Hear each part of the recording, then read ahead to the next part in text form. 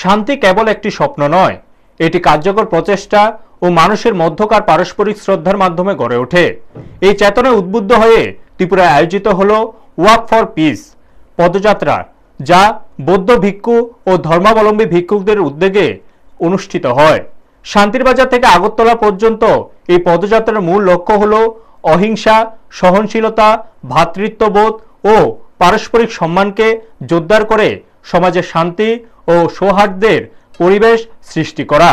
কলসিমুখ থেকে ভাইকোড়া মহামণি পর্যন্ত চলা পদযাত্রায় অংশগ্রহণ করেন জোলাইবাড়ি বিধানসভার বিধায়ক ও মন্ত্রী শুক্লাচরণ নোয়াতিয়া, জোলাইবাড়ি পঞ্চায়েত সমিতির চেয়ারম্যান তাপস দত্ত এবং দক্ষিণ জেলার বৌদ্ধ ধর্মের দায়িত্বপ্রাপ্ত অন্যান্য কর্মকর্তারা।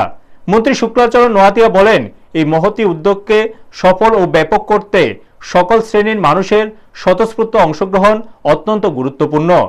এই ওয়াক ফর পিস পদযাত্রা কেবল একটি অনুষ্ঠান নয়, এটি মানবিকতার, শান্তির ও সম্প্রীতির পক্ষে এক শক্তিশালী নৈতিক আহ্বান, যা আমাদের সকলকে সহাবস্থান, সহমর্মিতা ও শান্তির পথে এগিয়ে চলার অনুপ্রেরণা যোগায়।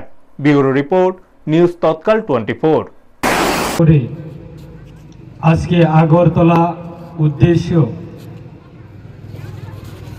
যে আমাদের যারা বুদ্ধিস্ট কমিউনিটি আছে, আমরা সবাই মিলে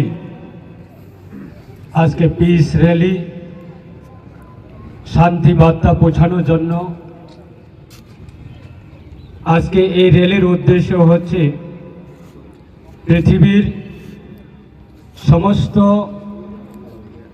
যারা মানব জাতিকে শান্তিভাবে বজায় রাখার জন্য আজকে এই বার্তা রেখেছে।